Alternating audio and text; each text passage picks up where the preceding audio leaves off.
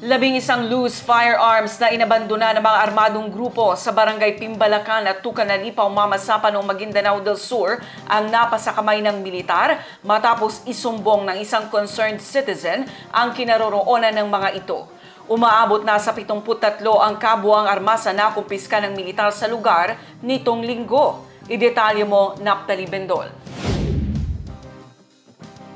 Umabot na sa 73 ang bilang ng mga loose firearms na napasakamay ng militar simula noong nakaraang linggo sa Pimbalacan at Tucanalipaw, Mamasapa, Maguindanao del Sur.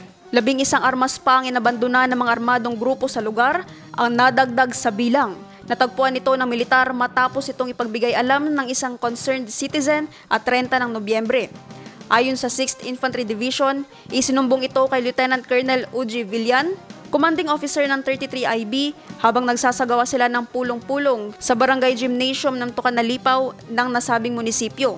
Ang mga inabandonang armas ay kinabibilangan ng 3 caliber 30 sniper rifle, 2 grenade launcher, 2 M16A1 rifle, 1 caliber 50 sniper rifle, 1 caliber 30 Garand rifle, 1 M14 rifle at 1 caliber 30 carbine M1. Binigyang diin ni Major General Antonio Nafarrete, 6ID at JTF Central Commander na patuloy na magsasagawa ang Army at PNP ng operasyon kontra sa paglaganap ng illegal at loose firearms sa Central at South Central Mindanao.